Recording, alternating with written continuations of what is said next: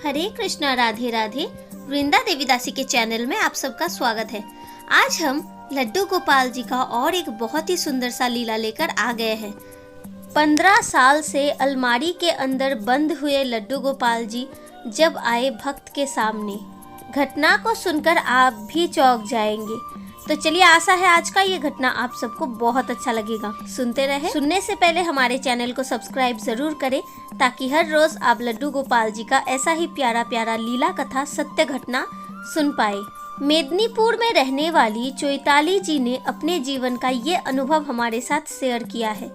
उन्होंने हमसे कहा, मेदिनीपुर में हमारा घर और ससुराल दोनों ही है, लेकिन पति के काम के वजह से हमें कोलकाता आना पड़ा। कोलकाता में आने के बाद हम और हमारे पति भाड़ा घर में रहते थे। घर में 5 रूम था, लेकिन हम और हमारे पति 2 रूम यूज करते थे और उस घर के मकान मालिक अंकल जी 3 रूम यूज करते थे। अंकल जी की पत्नी 15 साल पहले ही गुजर चुकी है। अंकल जी अकेले उन घर में रहते थे। अंकल जी बहुत अच्छे थे और हमेशा हमसे बहुत प्यारी प्यारी बात करते थे, हमेशा हमारे साथ ही रहते थे। हर रोज वो सुबह से रात तक बच्चे को पढ़ाते थे, मतलब कोचिंग करते थे। हमारे हाथों का खाना अंकल जी को बहुत पसंद था। वो हर रोज सुबह हमारे हाथों का चाय पिया करते थे, शाम को हमारे पास आकर कुछ नाश्ता भी कर लेते थे। बहुत अच्छा ही चल रहा था सब कुछ। एक दिन अचानक से ही अंकल जी चोइताली जी के पास आए और उन्होंने चोइताली जी से कहा, हम और तुम लोग मिलकर 4 रूम यूज कर रहे हैं, 1 रूम अभी भी खाली है, इसीलिए एक काम करो बेटा, आप लोग वो रूम भी यूज करो, इससे वो रूम भी साफ सुथरा रहेगा और आपके काम में भी आ जाएगा। ये बात सुनते ही चोइताली जी को बहुत खुशी हुआ। उन्होंने सोचा, चलो अच्छा ही हुआ, वैसे भी 2 रूम में थोड़ा सा प्रॉब्लम तो हो रहा था, अगर 1 रूम एक्स्ट्रा मिल जाता है तब तो अच्छा ही होगा। यही सोचकर उन्होंने अंकल जी से कहा, ठीक है अंकल जी, कल ही हम रूम को साफ कर लेंगे और इस रूम को भी यूज करेंगे। अंकल जी भी खुशी खुशी अपने रूम में चले गए। नेक्स्ट दिन चोइताली जी उस रूम में आई और उन्होंने अंकल जी से पूछा, अंकल जी हम रूम को साफ करें? तब अंकल जी स्टूडेंट को पढ़ा रहे थे। उन्होंने कहा, हाँ हाँ बेटा, आप साफ कर लो। लेकिन तभी चोइताली जी ने अंकल जी से कहा, लेकिन अंकल जी यहाँ तो एक अलमारी है, फिर ड्रेसिंग टेबल है, ये सब हम क्या करें, कहाँ रखें इन चीजों को? तभी अंकल जी ने चोइताली जी से कहा, एक काम करो बेटा, अलमारी में ज्यादा कुछ नहीं है, किसी एक कोने पे जो भी है उसे रख दो और बाकी अलमारी आप अपने लिए यूज करो और ड्रेसिंग टेबल को भी साफ कर लो, ये भी आपके काम में ही लगेगा। ये सुनकर चोइताली जी को बहुत ही खुशी हुई। उन्होंने कहा, ठीक है अंकल जी, हम साफ कर लेते हैं, और वो अपनी साफ सफाई के काम में लग गई। चोइताली जी ने अपना सारा सफाई संपूर्ण करने के बाद जब उन्होंने अलमारी सफाई के लिए अलमारी को खोला तो उन्होंने देखा अलमारी के अंदर ज्यादा कुछ नहीं है, आंटी जी का ही कुछ कपड़ा रखा हुआ है। चोइताली जी ने सारे कपड़े को एक एक करके अपने हाथों में ले लिया और अलमारी के एक साइड में रखने गई, और तभी उन्होंने देखा अलमारी के अंदर बैठे हुए हैं एक प्यारे से नन्हे से लड्डू गोपाल जी। लड्डू गोपाल जी को देखकर चोइताली जी बहुत चौंक गई। उन्हें पता नहीं था कि ये क्या है। उन्होंने अंकल जी से पूछा।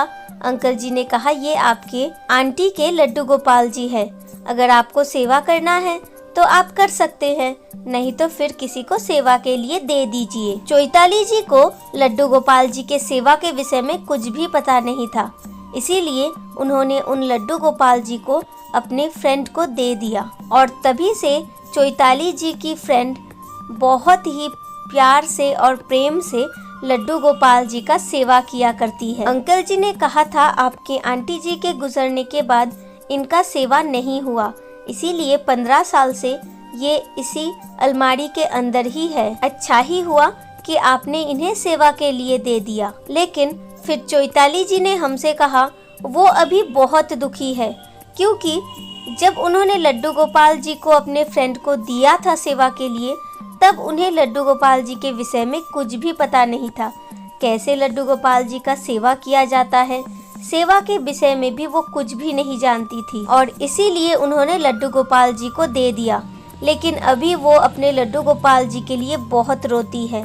उन्हें लगता है काश मेरे पास लड्डू गोपाल जी होते तो हम कितना सेवा करते लड्डू गोपाल जी का। लेकिन हमारे एक भूल के कारण लड्डू गोपाल जी हमें छोड़कर हमारे फ्रेंड के पास चले गए। यहाँ चैताली जी को एक बात हम कहना चाहते हैं।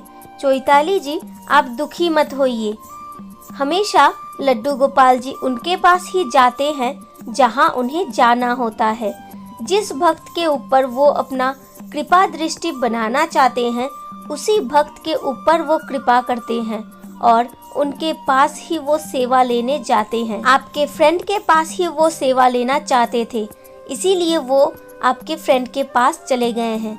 लेकिन अगर आपको लगता है आप लड्डू गोपाल जी का सेवा करना चाहते हैं तो आप खुद अपने लिए लड्डू गोपाल जी लेकर आ सकते हैं और उनका सेवा कर सकते हैं और हमेशा बहुत बहुत खुश रह सकते हैं। अब आप बताइए लड्डू गोपाल जी का ये प्यारा सा लीला आप सबको कैसा लगा। अगर अच्छा लगा हो, दिल को स्पर्श किया है तो प्लीज़ वीडियो को ज़्यादा से ज़्यादा शेयर कर दीजिए ताकि हर कोई लड्डू गोपाल जी का ये प्यारा प्यारा लीला कथा सुन पाए। और अगर आपके जीवन में भी घटित है कुछ ऐसा लीला जो आप हमारे साथ शेयर करना चाहते हैं तो प्लीज़ हमें कमेंट में ज़रूर बताइएगा। हम अपना व्हाट्सएप नंबर आपको दे देंगे। और अगर आप हमारे चैनल में नए हैं तो प्लीज़ हमारे चैनल को सब्सक्राइब कर लीजिए, बेल आइकन को भी प्रेस कर लीजिए। हर रोज़ लड्डू गोपाल जी का, बिहारी जी का, राधा रानी का, सारे ठाकुर जी का सुंदर सुंदर लीला कथा सुनने के लिए। मिलते हैं नेक्स्ट वीडियो में। ऐसे ही अपने गोपू के साथ, अपने फैमिली के साथ हमेशा हंसते रहें, बहुत बहुत बहुत खुश रहें। Hare Krishna, Radhe Radhe. Thank you for watching.